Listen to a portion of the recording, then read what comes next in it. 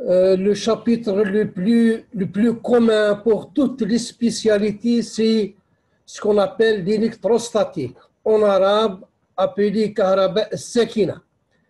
Il est basé sur le phénomène d'électrisation, charge électrique, force électrique, champ et potentiel électrique. Introduction à l'électrostatique.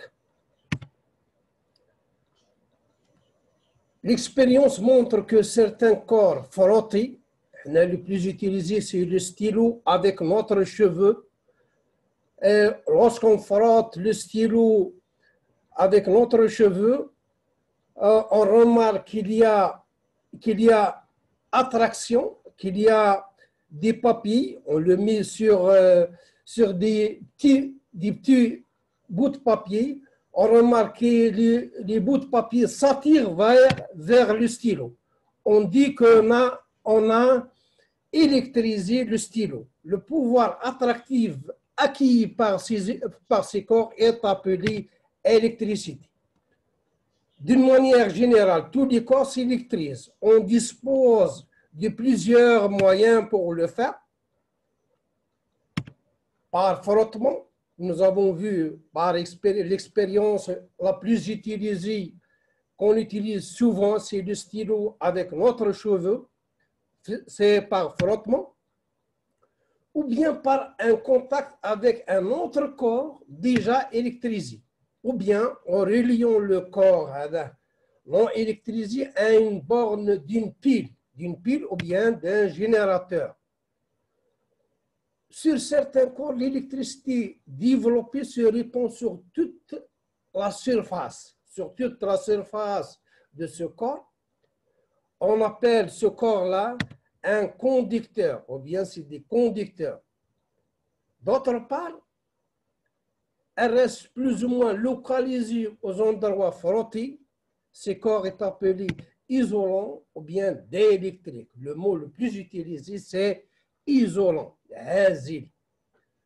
Le premier, c'est naqil, le deuxième, c'est azil. On distingue deux types d'électricité. Ce qu'on appelle électricité positive et électricité négative. Pratiquement, c'est ce qu'on appelle l'électron et le trou de l'électron.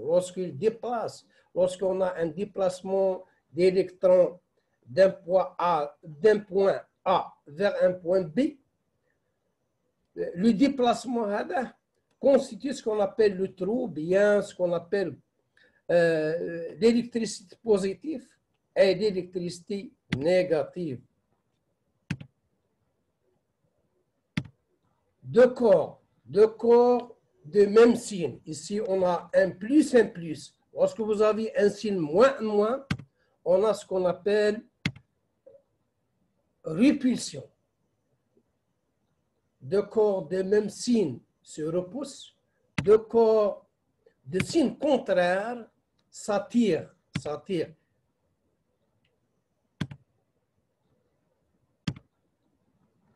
Voici un corps possédant des quantités égales des charges positives et négatives est dit électriquement neutre, ou bien, d'une autre manière, la somme algébrique des charges positives et négatives est égale à 0. Ce corps est appelé un corps neutre. Troisièmement, loi de Coulomb. Loi de Coulomb dans le vide. Je précise bien pour faciliter la tâche, on considère cette loi dans un endroit vide, soit deux charges Q1, Q2, soit deux charges Q1, Q2, donc de même signe. Vous voyez ici, on a une répulsion. Du signe contraire, on a une attraction. De charges ponctuelles, bien sûr, de charges ponctuelles Q1 et Q2, séparées par une distance de l'ordre de Angstrom, est égale à R dans notre cas. on veut déterminer cette force-là à quoi est égale. La loi montre que si les charges sont de même signe, donc on a une répulsion. Si ces charges sont de signe contraire, on a une attraction. D'après le principe de l'action et de la réaction, la force qui s'exerce Q2 sur Q1 est égale et opposée. On peut démontrer ça. On peut démontrer ça par analogie avec la loi de Newton. Par analogie avec la loi de Newton, ou bien appelée loi de gravitationnelle. Coulomb a montré que cette force-là, la loi de Newton, s'énonce de la façon suivante. F est égal à J, ici c'est J, ici c'est grand M, petit m sur R carré U. Coulomb a considéré sa force au niveau macroscopique. Coulomb a démontré cette force au niveau microscopique. Par analogie à cette force de Coulomb, par analogie à la force de Newton, Coulomb a montré que cette force-là, la force F, est proportionnelle à K, proportionnelle aux deux charges, inversement proportionnelle au carré de la distance séparant les deux charges. K, c'est quoi? Dans le vide, est égal à 1 sur 4 pi epsilon, ou bien epsilon 0. La notation la plus utilisée, c'est epsilon 0. Et cette constante est égale à 9, 10 puissance 9, système international. Epsilon appelé permittivité de vide.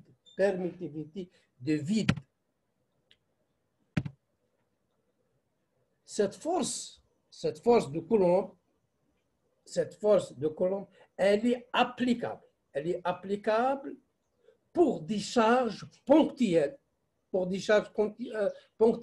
et immobiles, ou bien à une vitesse très longue.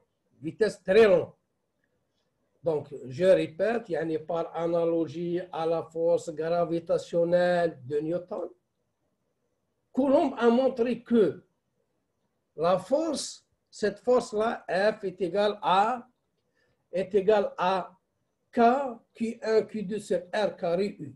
Et cette force, elle est applicable pour des charges ponctuelles, je précise bien, pour des charges ponctuelles et fixes ou immobiles, ou bien à vitesse très longue. Ordre de grandeur des forces électrostatiques. On veut comparer. Ordre de grandeur, يعني تقدير القوى الكهربائية. Au niveau macroscopique, les forces électrostatiques ou bien électriques atteignent des grandeurs considérables. Voici un exemple. On va prendre un exemple d'un proton et d'un électron dans un atome d'hydrogène. Donc, vous avez un proton et un électron. Donc, dans ce cas-là, on a une attraction. Q, c'est la charge en valeur absolue du proton, qui est égale à 1,6 10 puissance moins 19. Et R, c'est la distance séparant les deux charges. K, c'est 9 10 puissance 9, système international. Si vous faites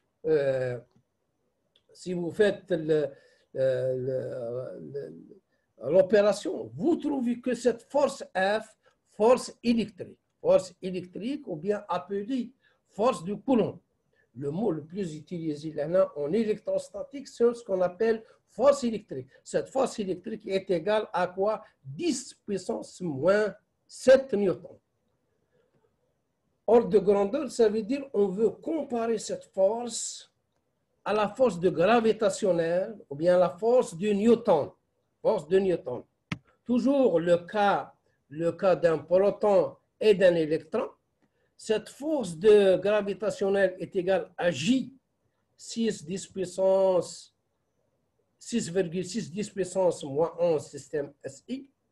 Voici la masse de proton. c'est la masse de l'électron, et R, grand R, c'est la distance séparant séparant le proton et l'électron. On trouve que cette force-là est égale à 4, 10 puissance moins 47 newtons. Moins 47 newtons. Donc, si on compare cette force, là, j'ai pris seulement la force gravitationnelle, je peux comparer les poids. Le poids de proton, c'est une force, et le poids de l'électron. On va trouver que cette force F est très, très grande devant le poids et devant le poids de proton, le poids de l'électron, et devant la force gravitationnelle. Ces forces-là sont négligeables devant la force électrique. Et c'est pour cela qu'on s'intéresse souvent à la force électrique. Application, ou bien exercice, soit 3 boules identiques. Lorsque je dis identique, ça veut dire même charge. A et B sont fixes, distantes de D et portent des charges respectives. Q et Q', de même signe. Lorsque j'entends même signe, nous avons vu ça au paragraphe 1, hein, deux charges de même signe, il y a répulsion, deux charges de signe contraire, on a une attraction. Donc, 3 charges A, B, C, ou bien QA, QB, QC. Hein. A et B sont fixes, hein, et portent des charges Q et Q'. C peut se déplacer entre A et B, se déplace librement. Initialement, neutre. Qu'est-ce que ça veut dire neutre? Ça veut dire que la charge QC est nulle. Je suis ici de faire une synthèse pour cet énoncé-là. On l'amène en contact de A et on l'abandonne. La question, c'est déterminer sa position d'équilibre. Déterminer la position de QC, de la charge C, à l'équilibre. Qu'est-ce que ça veut dire à l'équilibre? Ça veut dire somme des forces est égale à nul, ou bien la vitesse est nulle. On admettra que les boules sont ponctuelles. Bien sûr, on considère dans notre cas que les charges sont ponctuelles. Ici, j'ouvre une parenthèse. J'ai donné ça comme question d'examen. Lorsque on l'amène en contact, j'ai donné ça comme examen, deux charges, Q1 et Q2. Ils ont des valeurs. Q1, c'est donné, Q2, c'est donné. On les met en contact, on met les deux charges en contact, puis on les sépare. La question, déterminer les nouvelles charges. Déterminer, c'est une autre question. Là, vous voyez, on l'amène en contact de A et on l'abandonne. L'exercice, il est composé de deux exercices. Là, je répète, on a Q1 ou on a Q2. On connaît Q1, on connaît Q2. On a les valeurs de Q1 ou on a la valeur de Q2. On le met en contact, nous dirons en contact. Puis on le sépare. La question, c'est quoi? Déterminer les nouvelles charges du Q1, nouvelles charges du Q2. Comment on fait? C'est simple et facile. Il y a un Q1 plus Q2 sur 2. Qui diront en contact, puis on le sépare, et vous aussi des charges égales. À quoi est égale la charge? C'est simple, vous mettez Q1 plus Q2 sur 2. Dans notre cas, on veut déterminer la distance R. La distance R séparant la charge C avec la charge A. C'est simple. il suffit d'écrire, il suffit d'écrire, il suffit d'écrire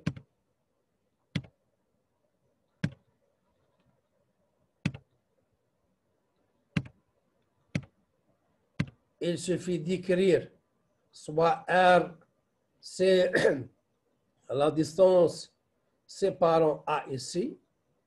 Donc, on connaît la distance AB. Donc, BC, c'est quoi? C'est D moins R. À exercer ici une force F1. Une force F1. F1, c'est quoi? F1, je répète, F1, nous avons vu sur le colonne. F1, c'est la force.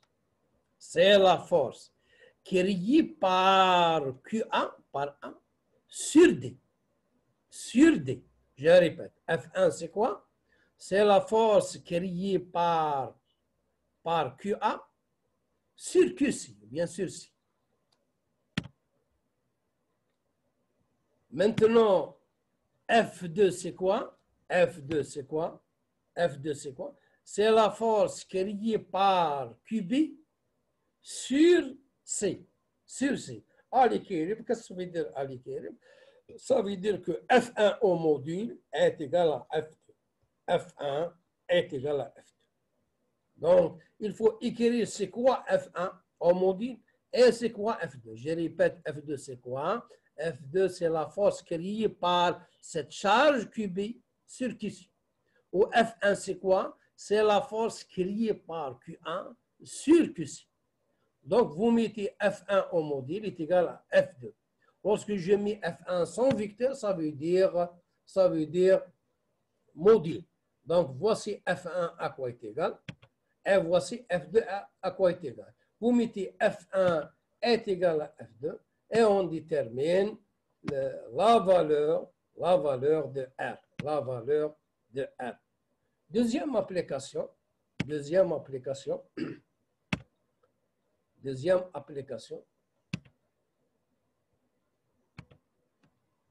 Dans le vide et loin de tout autre corps, deux petites, vous corrigez le cours, je n'ai pas mis le E, j'ai oublié de mettre le E, deux petites boules conductrices portent la même charge électrique Q et sont suspendues au même point P par deux fils fins, isolants, inextensibles, de masse négligeable. Le fil, c'est de masse négligeable. Et même longueur, telle que P1 est égal à P1, est égal à 0,4. Il aussi des masses 0,4 grammes. 4 grammes, calculer la question, c'est calculer la charge en valeur absolue. L'astuce réside ici, ici vous avez l'angle, c'est donné, pi sur 3. Donc l'astuce réside ici, c'est l'angle à la base sont égaux. Pourquoi sont égaux? Parce que vous avez PM est égal à P1. L'astuce réside ici, PM est égal à P1. Donc les angles à la base sont égaux. Les angles à la base sont égaux. Donc est égal à P sur 3. Je suis en train de faire une synthèse. La masse de chaque boule, c'est 3 grammes, pardon. Et à l'équilibre, l'angle, cet angle est égal à P sur 3. Donc, je répète, l'astuce réside ici. Le fil Pn est égal à Pm. On déduit que les angles à la base, cet angle est égal à cet angle.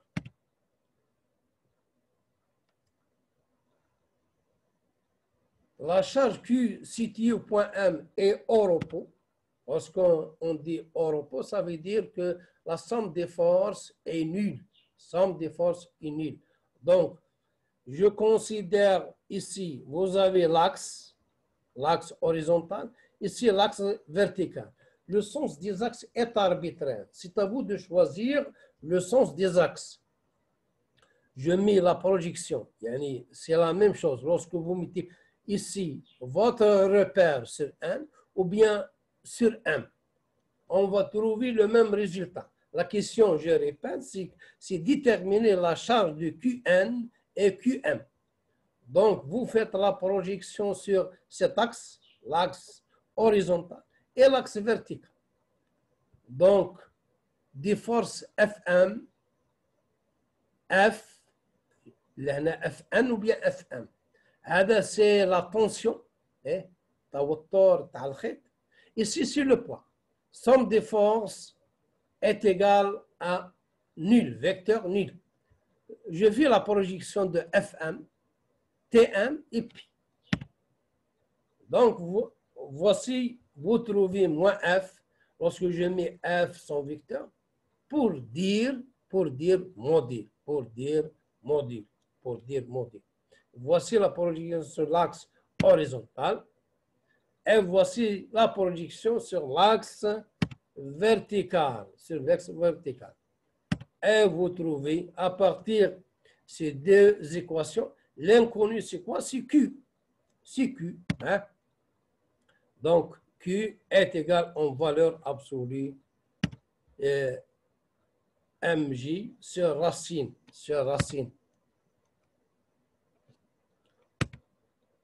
Je répète, Q est égal à A c'est donné, M c'est donné, J on prend 10, K c'est donné, c'est 9, 10 puissance 9, à racine de 3, 1, 732. Donc, on peut déterminer facilement Q. Voici pour le premier cours.